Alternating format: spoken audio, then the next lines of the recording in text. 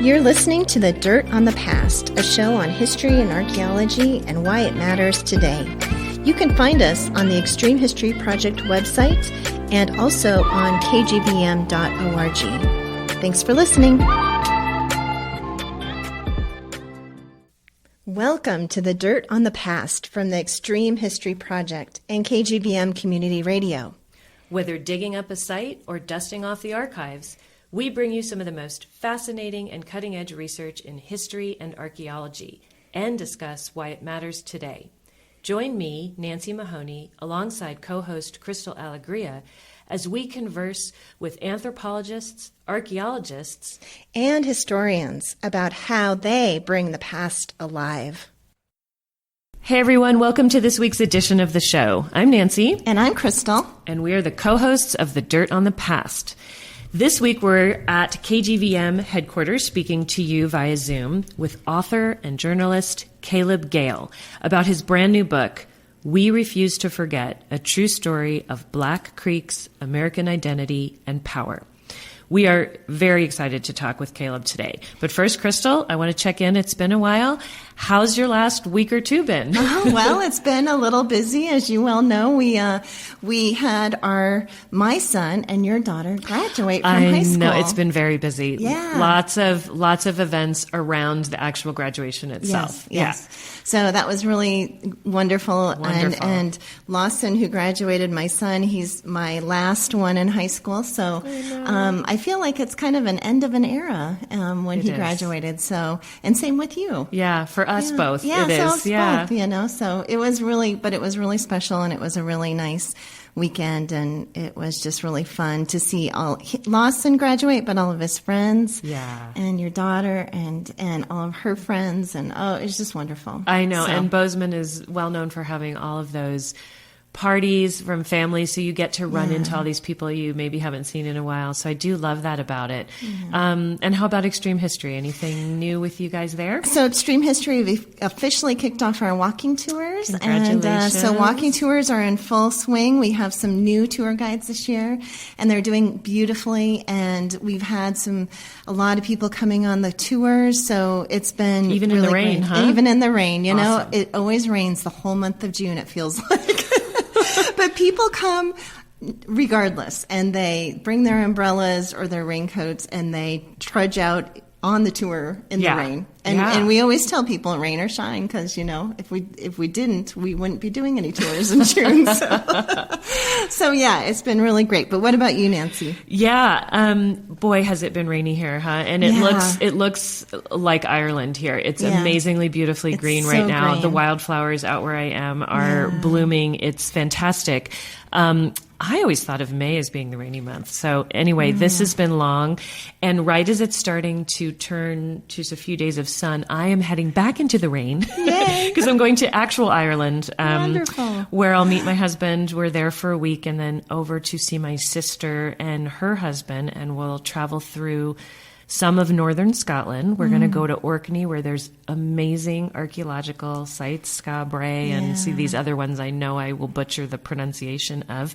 But I'm thrilled also we're going to go on the Isle of Skye, and the landscape there are just as dramatic and beautiful as Montana, and even more so. So I'm really excited, but trying to get myself out of town is always a challenge. There's lots to do, a lot of ducks in the row. I know. So we should probably get back to our guests, though. Okay, we should. Well, we are so glad to have you with us today, Caleb. Welcome. Thank you both so much. I appreciate it. Yeah. So, Caleb, we're so glad to have you here. And usually we start off by telling our listeners a little bit about our guest. So Caleb Gayle is an award-winning journalist who writes about race and identity. A professor at Northeastern University, he is a fellow at New America, PEN America, and Harvard's Radcliffe Institute of Advanced Studies. He's also a visiting scholar at New York University.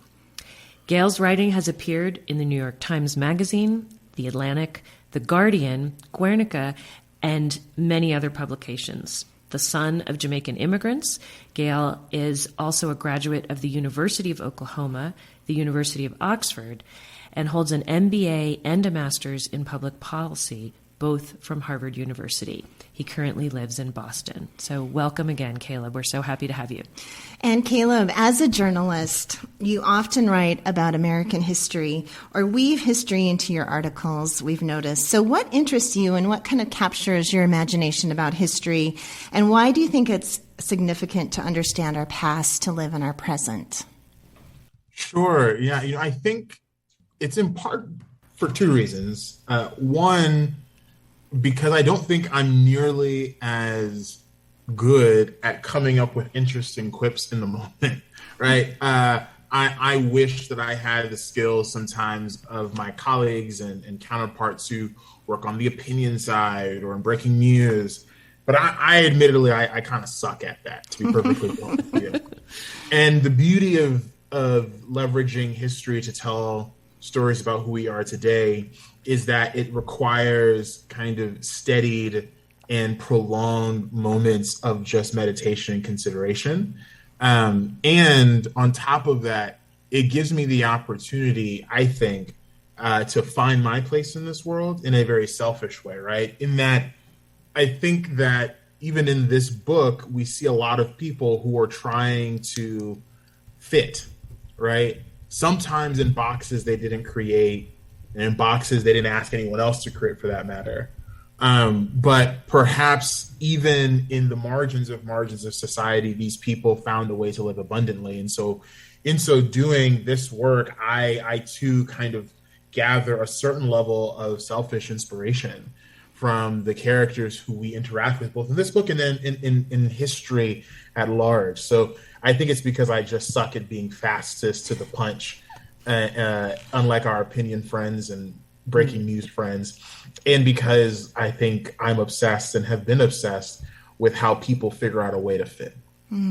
Yeah. I love that answer. I think so many of us are hungry to kind of find our place in the world, and so much of that involves understanding the people that came before us and the people that shaped the world we're living in now. We're so excited to talk with you about your book because that's what you are doing in your book. By the way, I'm terrible at off-the-cuff quips also. I always think later of what I should have said in the moment. So I love that kind of format that you also are drawn toward. So your book, We Refuse to Forget, The True Story of Black Creeks, American Identity and Power. Your book tells the story of the Creek Nation, and it's a group that did historically own slaves, but also accepted Black people as full citizens through various means, intermarriage and other ways.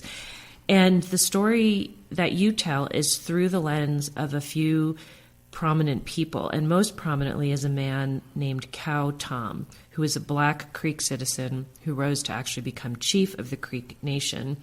As well as his descendants, who were later then stripped of their Creek citizenship in the 1970s. So you discuss how this happened through an examination of racial and ethnic identity. And you explicitly really challenge our preconceptions of identity and unabashedly call out white supremacy throughout our nation's history and the marginalization that has resulted from that and continues to hamper progress, especially for Black Americans today and Native Americans. So we wondered if you could just start off our discussion by talking a little bit about the broader context for this story, which weaves both the past and the present, which is something we love, and your personal story, and more about the Creek Nation, the Trail of Tears, and why this story is kind of emblematic of larger issues in our nation today. Sure. What a doozy of a question. Sorry. Yeah, we always start off big. It'll get easier. We promise. So I think the broader context is this, right? That most simply said, which is that the curious thing about a bunch of people who showed up on these shores, some willingly and some unwillingly, and specifically the white European folks who decided to declare that this, for them, new nation would be theirs, created a severe amount of problems, because in the way were people who had been there much longer than these newfound quote unquote Americans, recent European immigrants, could ever have imagined. And with them, they oftentimes brought people who looked like me, right? Black folks. And the reality is in this country, if we kind of continue to not understand and kind of explicate these various histories, those who have been marginalized and so on and so forth, then we really aren't truly telling the story of America, right? We're really giving you not even a whitewashed version, but a version that kind of robs a lot of people of their humanity, and in kind even robs those who were involved in conquering this nation on behalf of their countries and countrymen. We're robbing them of their humanity as well, right?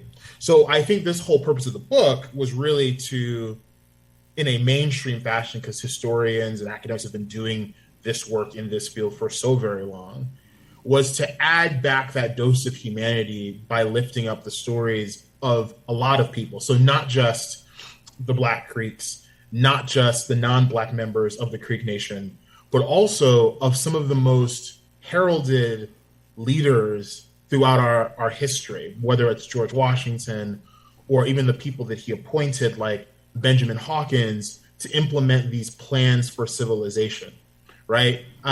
Again, the goal was, how can we increase empire, regardless of who we brought with us and who was already there and what claims they had there. So constantly, whether it was George Washington and Benjamin Hawkins implementing plans for civilization, whether it was those who first came declaring those who were already here to be savages, whether even now today, in which we extricated the Black people who once found home in this nation that provided them full citizenship rights at a time when the United States did not, we're actively implementing this plan of civilization, just in different iterations and forms, right? And so the broader context, again, of this book goes back to what I said initially, which is, how can we fit, especially when the boxes that were created weren't created by me, weren't created by you, but were created by people whose real goal was to increase empire atop the lives of those who had already been here and those who were brought here. Does that help? Yeah. It's like a ruthless capitalism to me. I just feel like these, I know tendrils of this story, not the specific parts. I knew some of the parts, right, but not the specific Cow Tom story and Descendants. And I didn't really know about a couple of the individuals that you mentioned. But it's always heartbreaking every time you read a book like this and you sit with it all again, because everything was these increasing, ever heavy measures that just pushed and lessened the opportunity for some and the humanity of some and increased it for others. And it's never the story that I learned growing up. And when I did learn it, right, you the same. It's infuriating when you learn it. It's heartbreaking, and I feel like it always makes me feel angry and upset, because it helps. In some ways, it's a relief because it helps explain a lot of what's going on today, which is what you said that goal is. Helps you understand your own history, helps me understand my own history. But it leaves us with these questions, I think, of what we should do now. So that's just, I just think this is a lovely way that you did it, where we aren't bogged down with references, but you know it's built on all of this very careful work that historians have done. So I'm going to let Crystal ask the next question, which will be shorter. Go ahead. Yeah, I loved how you brought all those characters into this book, and bringing in some of those characters we know, like George Washington, and characters we didn't know, that I didn't know anyway, right, like Cow Tom. And so if you could just tell us a little bit more about Cow Tom and his place in this story, who he was and how his life mirrors the story that you told in this book. Sure. I think that Cow Tom is a curious character because, born sometime around 1810, his story, for much of the historical record, both because of those who were there at that contemporary time, but then also the way in which we remember history, his story would have been relegated perhaps to being that of a slave, right? So the best way to tell the story is that Ethan Allen Hitchcock, who clearly took his name from one of his ancestors, Ethan Allen, was in what is now Oklahoma, then considered Indian Territory, doing research on behalf of the U.S. government into corruption and graft. And he interacts with a Creek chief named Cat Yargi, who had someone named Cow Tom in his employ.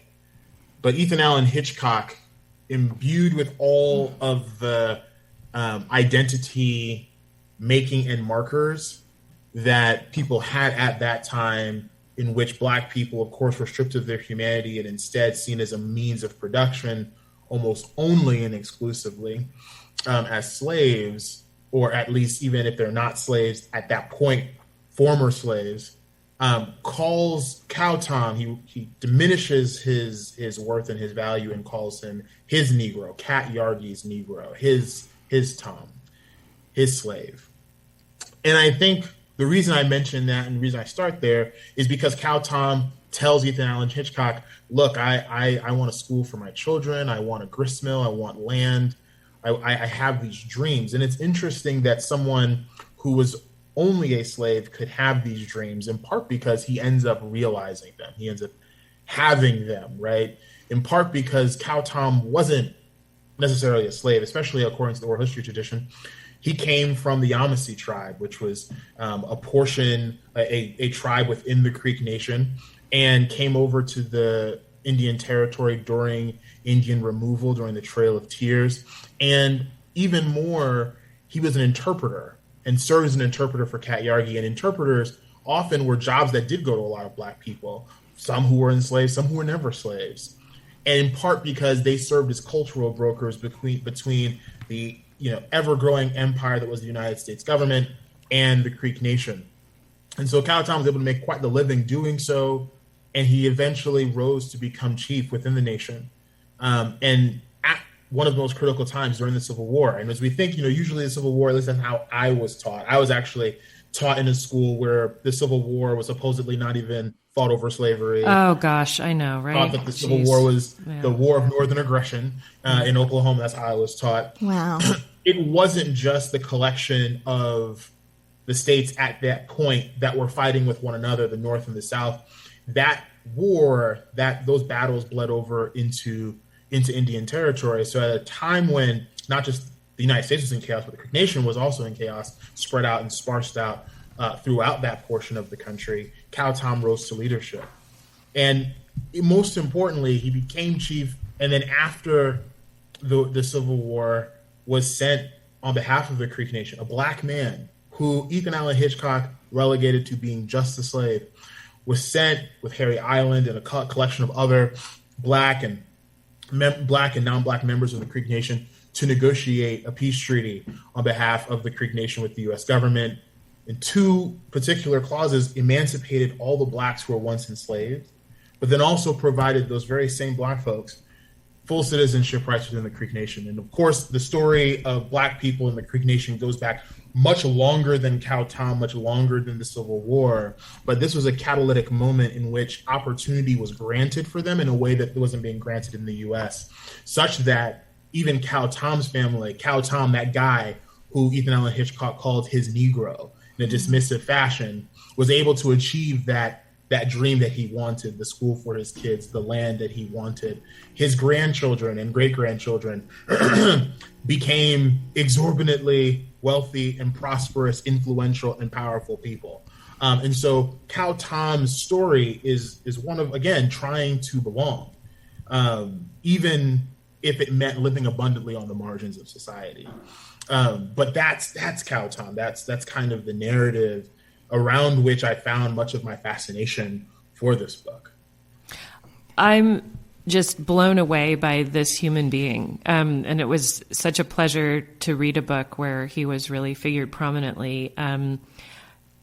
Like you say, when you say the story about his dreams that were recorded, even though he was dismissed, somebody who dreams about having a school for their children, I mean, that's somebody who wants a place and a better life and a place for their, I mean, that's somebody who does not conceive of themselves as a person with no agency, a person without. So it does seem to me to speak to this idea that he was definitely not just a slave, and the fact that he served as an interpreter, I feel like those are the people you are sitting with people of power all the time, and and understand, and careful negotiations. You have to be somebody who is so savvy, empathetic, understanding to communicate and to be careful and just to understand how to interact with people of power. And you're watching negotiations happen. You're learning all of that.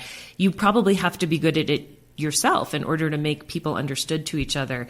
For me, it just blew me away to have, these are the people who are not included in history who end up being so important in what actually gets written down and negotiated. So it's been such a pleasure to read that story. And I just wanted to reiterate those things because he was 35 when he was on the Trail of Tears and he survived it. And then he's in his 50s in the Civil War. So here he is still accomplishing things as he's becoming older in life and realizing his dream. I mean, just an amazing human being. So I wanted to say that before we move on. But the Civil War is something that plays a prominent role in your narrative all the way through in various fashions. And you mentioned in your book that there are 8,000 Native American people who participated in some way in the Civil War and on both sides, both on the Confederate side and the Union side. And over half of those folks actually died during the Civil War too. So tell us a little bit more about how and why the Creek Nation itself was divided during the war. And at this point, we're talking about the Creek Nation who has been forced removed and is now in Oklahoma when the Civil War breaks out. Sure, and there are probably historians who will articulate this far better than I will, but to do so as simply as possible, for many decades before, the Creek Nation, like a lot of others, found themselves trying to carefully toe a line of neutrality, right? Before a victor had been declared between the British, French, Spanish, and the soon-to-be Americans, right? In the wars before, the French and Indian War, et cetera, right? A lot of times the Creek Nation and other nations would try to take a posture of neutrality because who knew who was going to win? Who knew who was going to emerge as victor? But when power was starting to consolidate, after it was clear that the British had been thrown off, the Americans had emerged, that they were going to try to do their best to consolidate and federalize power and authority, and that standing in the way of this ever-growing country would be these folks, these members of this nation who were here before America was America. It became clear that side picking would not be as easy as possible. Then introduced to ourselves the Civil War, right? Where, yes, there were some members of the Creek Nation, like the Lower Creeks, who had more so intermixed with members of the white American society, had adopted many more customs and explicitly slavery and forms of slavery like chattel slavery. But also there was side picking. Who would emerge as the victor? Because what we did as a country as a government is that we situated people in the unenviable position to identify paths of survival, right? For which they didn't ask to be placed at those crossroads, but they were, right? Yeah. And so to me, it's really a sad commentary of the dangers of unchecked white supremacy that we saw in our U.S. government before, during, and after the Civil War, where we forced people who had found a way to be, even despite all of the pain that the United States government had caused these groups of people, we foisted upon them the added duty of then trying to figure out how to belong. And for your reward, the spoil for you doing that was potentially survival, right? Potentially the opportunity to continue to exist, a fight you did not want to be in, a fight that didn't necessarily involve you, a fight that crept into your area, which was then called Indian Territory, now considered Oklahoma, right? Like you didn't ask for it, but it sat there right at your front door. Many of them conscripted into this service on either side.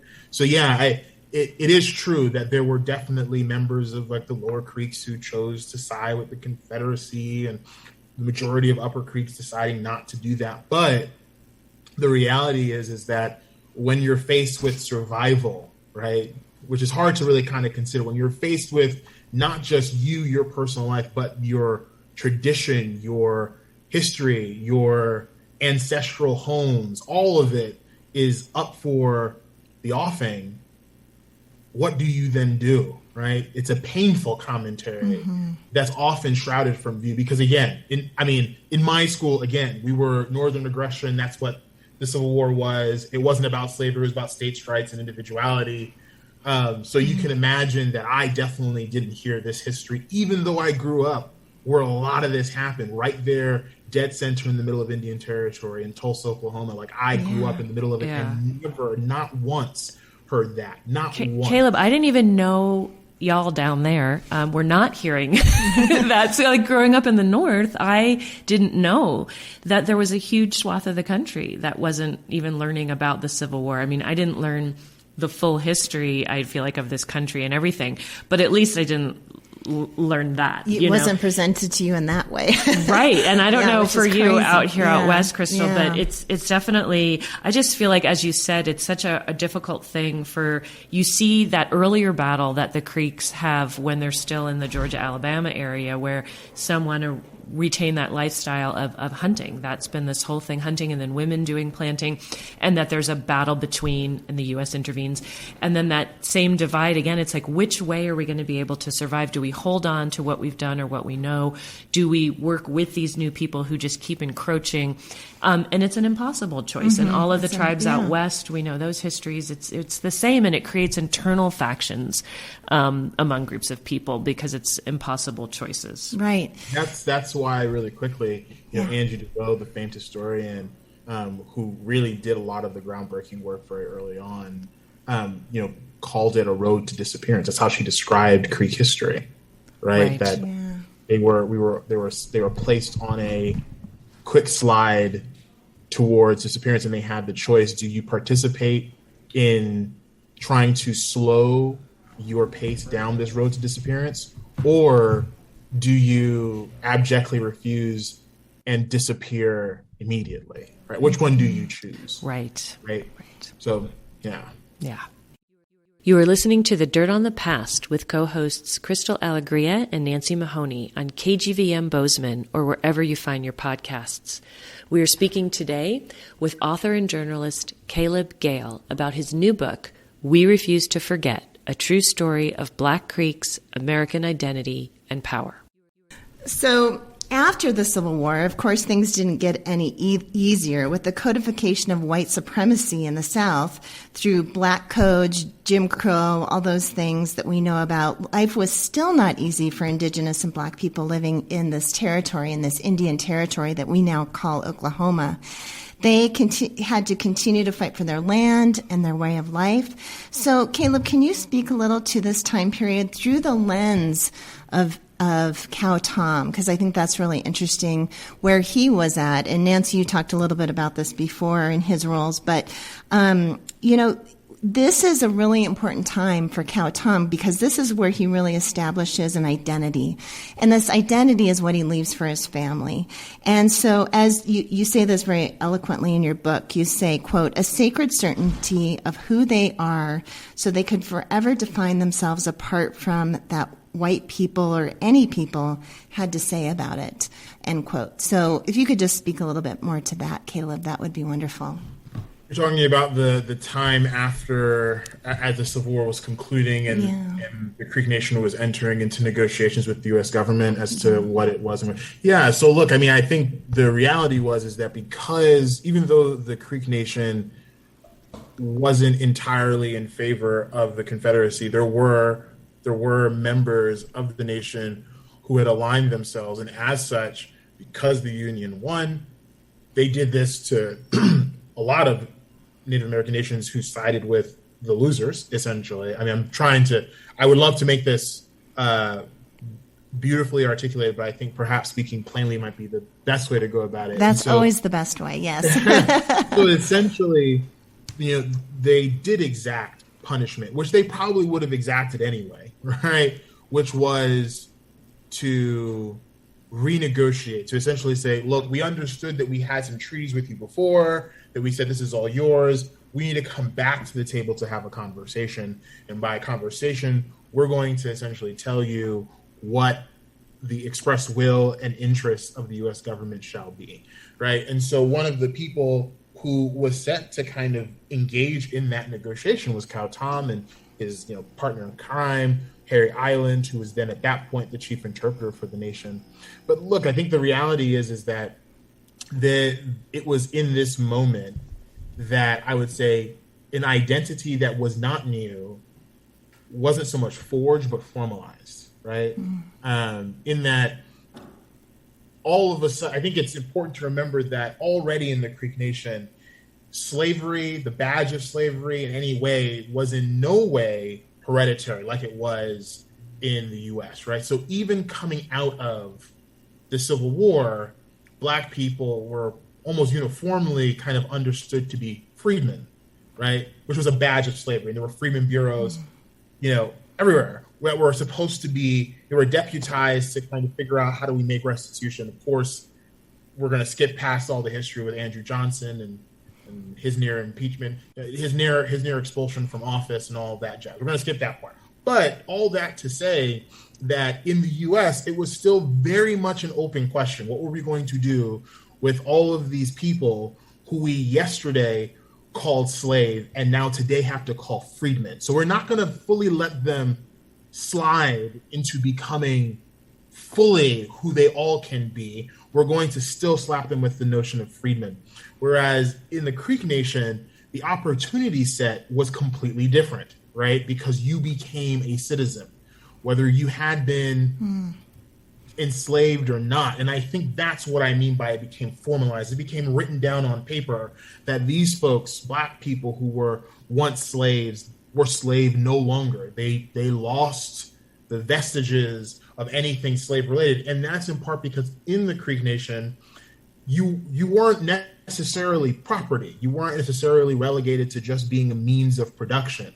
You, in fact, if I was a slave, my children didn't have to be slaves automatically, period. If I was a slave and I married a Creek woman, then I was no longer a slave. I had nothing about my history. My slave identity had been purged. It had been expunged, whereas in the United States, it has stayed, right? You can, to some extent, kind of think about it in that it limits the ways in which we kind of become American, at least for me, right? Because I can distinctly recall, like I write in the book, as a kid sitting in that same not so great school being told by teachers that, well, you shouldn't really benefit from diversity outreach programs or affirmative action because your people aren't really slaves. In fact, I had a different badge. I had an immigrant badge. So all of a sudden, we became the window through which I could become African American became that much smaller.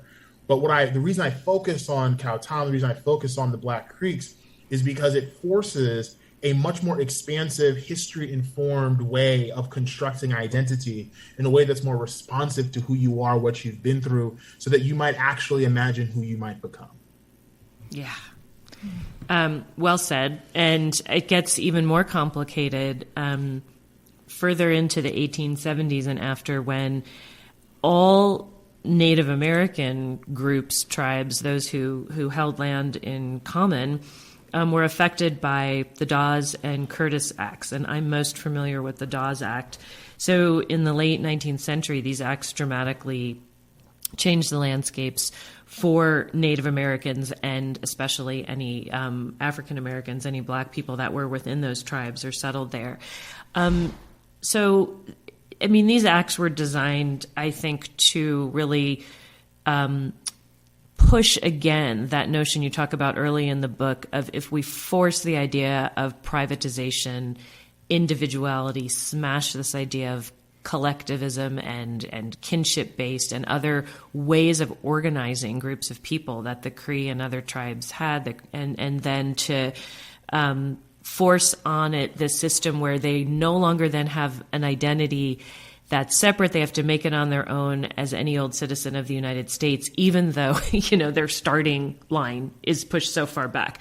So let me turn it to you and ask, just for our listeners, talk briefly about the Dawes Act, about Dawes himself and his ideas then about assimilation, which is really it's a racist idea in the way that he conceives of it and imposes it on these groups of people.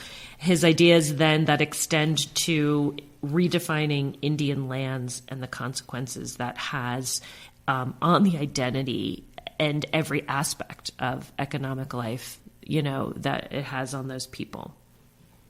Sure. So Senator Henry Dawes from the great state of Massachusetts, on the second day of the 1886 Lake Mohonk Conference, which at that point was like an annual kind of palaver between, wealthy white elites. And they came there to discuss, Indian affairs. I mean, you can kind of think about it as like a modern day, like, I don't know, Aspen Institute or a Bilderberg Conference or something of that nature. And Dawes was delivering a speech in which he said, when that time comes, and I'm going to paraphrase just to hopefully remember, I think I committed this memory. When that time comes, there can be no reservation to abolish or to perpetuate, no Indian agent to appoint or dismiss, no treaty to keep or abrogate. The work is accomplished when the Indian, as he said, has become one of us, absorbed into the body politic, a self-supporting citizen, and nothing is left of these questions that are troubling us. So there are a few things that I think are important to remember there that we then see kind of become the outworking of the Dawes Act, the Curtis Act, and the Dawes Commission, which is that first, it was a trouble. It was still a problem, right, for them, right? The Indian problem, so-called Indian problem remained, right? And also, they were just coming off not too many decades removed from solving the Black people problem in his mind, right? And so now how about we pivot to in his mind, the Indian? So with that in mind, it was still a problem to be dealt with. In fact, he was there to quote unquote help, right? And I think oftentimes the most pernicious and also the most dangerous form of interaction historically between the US government and the people who were here first was the decision of the United States government to help when no one asked them to. Right. And so Henry Dawes, Senator Dawes, creates this, is empowered through the Dawes Act to create this commission that is supposed to engage in that assimilation, almost to carry forward the work of civilization that people like Washington and Hawkins had started almost over a century before, to kind of carry that forward. And in so doing, trying to do as Andrew DeBow once said, provide the perilous gift of American citizenship to these folks. So what he did is that you all of a sudden then had to identify in his mind who was Creek and who was not. Mm-hmm. And then who is Cherokee and who is not, and on down the list. And when they did that, it meant oftentimes they were taking shoddy kinship records and genealogical records and trying to assemble who would be who, but also eyeballing people to identify who would be who, right? Who are you too Black to be a full blood Creek? Starting to introduce the notion of blood quantum, this nearly fictitious scientific approach, right? This faux scientific approach to determining who is who. It wasn't done because they drew blood. They did it because they assumed, well, you look like this, so you'll pass. And you look like this, you won't. So you're going to be a Creek freedman, right? So someone who was perhaps, whose skin hued too dark would then all of a sudden become a Creek freedman. A division that really, again, as we just talked about, wasn't germane to the operations and customs of the Creek Nation, but very much the practice of the U.S. government, right? And that allotment of land, all it really did was make room for a bunch of white settlers who were already interested in Indian territory. it drastically reduced the size of those folks, because then they apportioned land individually to each person and each family, right? And of course, that was also antithetical, as you just mentioned, because the notion of communalism, the communitarian approach to governance, did not busy itself with identifying who could be who. And all of a sudden, you created even greater scarcity on who could be Creek, not just who could be American. And all of a sudden, you created a category, again, another box that none of those folks asked you to create, that still has impact on us even today, right? Mm-hmm. Because anyone on that Creek Freedman roll, any single person on that Creek Freedman roll, in 1979, when they changed the Constitution, I'm not trying to get ahead of myself, when they changed the Constitution in 1979, it essentially made it such that anyone who's on the Creek Freedman roll all of a sudden became too black to be Creek, because anyone on that Creek Freedman roll could no longer qualify for citizenship, inclusive of even Cowtom's descendants. Cowtom, the very person who once in a time of crisis rose to leadership as chief, as an interpreter, as a negotiator, his descendants, his very descendants, because they're on the Freedman roll, cannot access the very nation he fought for to help preserve. I know, the craziness. It is, and that is why history is so important, because it has consequences today. And these consequences you lay out beautifully in your book for Cowtom's descendants. And so, you talk to some of those descendants who are living today, and, you talk to them in the book, and you explain that situation with the 1979 Constitution that was rewritten. And maybe you could just talk a little bit more about Johnny May and that family who are living descendants of Cowtom and what they are fighting for currently. Sure, yeah. So look, when I went to Johnny May's house, not giving you all the book, yeah. the chapter is called "Johnny May Stopped Getting Mail," right? Which probably conveys better than anything else the experience that she has had, right? Because the way in which we stayed connected to the nation was through mailings and notifications about elections coming up and et cetera, et cetera. The happenings of the nation all of a sudden ceased after 1979. I think what's interesting about the descendants is that, you do have someone like Demario Solomon Simmons, who's on the front lines actively, who has been the attorney on behalf of those people who have been designated as Creek Freedmen and, of course, have lost their citizenship. He's been on the front lines as an attorney fighting to get folks back in, right? There is a hope that lingers, in part because, Demario Solomon Simmons, who's a direct descendant of Cowtom, can look to the Cherokee Nation and Marilyn Van, right? Marilyn Van, like Demario, could tell a very ornate and intricate history about her ancestry in the Creek Cherokee Nation. And they fought in the very same courts that the Creek Nation that the descendants of Black folks in the Creek Nation have fought in, and she won. And she's now on one of the larger councils of the Cherokee Nation, is really leading an effort in a time where we're actively trying to ban talk of history about Black people, is leading a real charge to kind of inject a greater dunamis, a greater impulse to kind of make sure that they systematize the relearning of history that has often been ignored. So what are they doing now? A lot of them are trying to keep the drumbeat going, keep these memories alive, because in a time like this, remembering is radical, right? Mm-hmm. The exactly. choice to just remember, the choice to have said, I used to get mail, I don't get mail anymore, is just as potent and as powerful as filing a legal suit. And I think oftentimes for a lot of Americans, especially those of us who recognize the bad that's been done and the decision to try and repair for those damages done, we oftentimes feel as if we're up against it. But I hope that they take heart in hearing about the story of someone like Johnny May, who just said, look, I just don't get mail anymore. Mm-hmm. That perhaps that is your form of protest. Doesn't necessarily have to be in front of a camera, doesn't necessarily have to be on CNN. It can oftentimes just be the decision to not forget that which you have that which you have kind of built your life upon. And for Johnny May, it was that she no longer got mail. Wow. Yeah.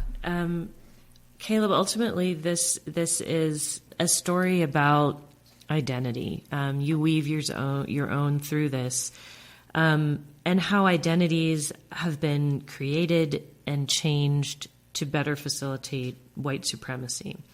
As we like to say at Extreme History, history isn't pretty, and we're okay with that. We talk about it anyway, but it's good to acknowledge. And your book is a testament to that, speaking to some of the uglier sides of American history.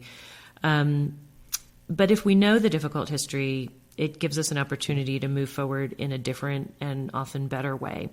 In your last chapter, you really address that, and you say, I'm going to read out a short quote here and then ask you about it. You say in the last chapter, I'm asking you not to give up on your vision of America. I'm asking you to make America even more beautiful, to actively paint a bigger picture, a richer one that encompasses all the things we've been and all the ways we've been, so that we might realize all we can become. So talk a little bit about that quote and why you chose to put that in the last chapter after telling this story. Yeah. I think the quote's there because I believe it. I think that it's interesting is usually the tradition of journalism is such that you don't inject yourself, nor do you reflect on what impact the story has had on you. But I felt like I owed it to the reader, especially because a lot of this history isn't known by the mainstream public, right? Mm-hmm. To provide a bit of an easier pathway to understanding it by understanding someone who they could probably understand is just not fitting in for a lot of obvious reasons, right? Like big old black guy in Oklahoma, right? Who would bring Jamaican dishes in as leftovers to lunches, and kids would go, "Ew, what's that?" Right? I think by hopefully providing something that's a little bit more accessible, I can also grant them even greater access to understanding kind of the abundant living that people did on the margins, not just the devastation. Mm-hmm. And I think it's that abundant living that I was able to kind of witness in archives and on the pages that I wrote that led me to truly believe that America can be more beautiful than we're making it. And the beauty does not come in straight lines. It comes in curved and jagged ones. It comes in, bedazzles and speckles and contrasting colors and all of that. That's kind of the America that I choose to believe in. I think also it's because I don't think that the words written by men who made their living, whose full-time job it was to enslave people, I don't think that those words are theirs, right? So I'm actually asking the reader to engage in a bit of reclamation, to take back from those who probably didn't see me as equal, who did not see me as equal, and to repurpose them for our uses of creating a more expansive and inclusive America, one in which you can belong, one in which belonging isn't obstructed by the ignoring of history, but perhaps the wholehearted embrace of it. So that's why, and that's how I came to that phrasing at the end. Yeah.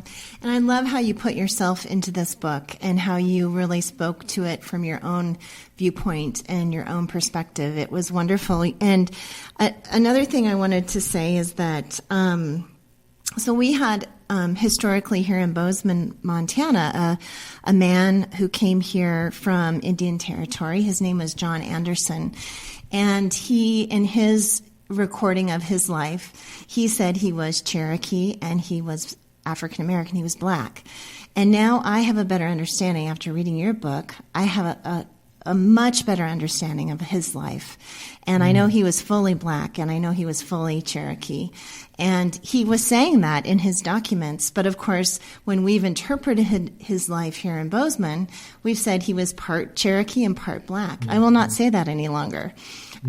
He actually fought for the Union. He was an enslaved man on a plantation in Indian Territory, and he escaped and went and fought for the Union. And then after the war, he came west, as many did, and ended up in Bozeman. And he lived the majority of his life then here in Bozeman.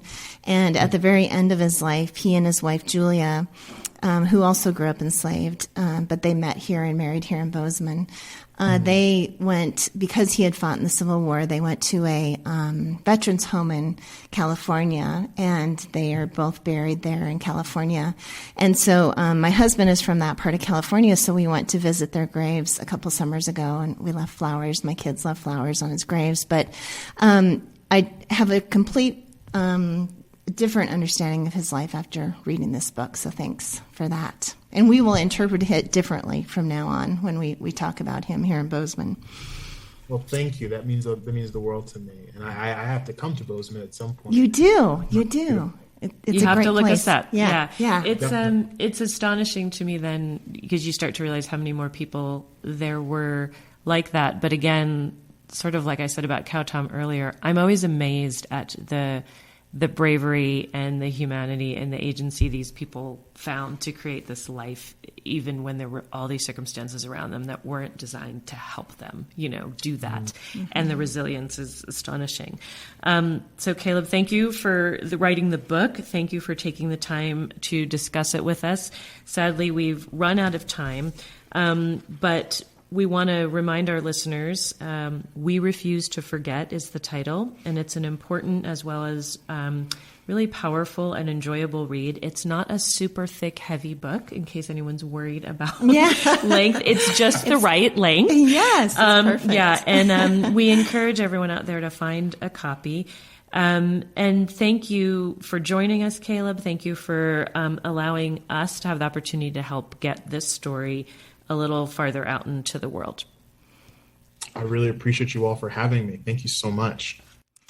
Thank you so much, Caleb. And thanks to all our listeners out there for joining us today. If you love this podcast, please tell a friend and make sure to subscribe so it shows up in your podcast feed each week. And if you could leave us a review on Apple Podcasts or Spotify, we would love that. So thanks so much for listening today, and we hope you can join us again to find out more about the dirt on the past. A big thank you to our editor and sound guru, Steve Durbin. Thanks to Lawson Alegria for mixing the music, and to John Chadwell for help getting this podcast out into the world.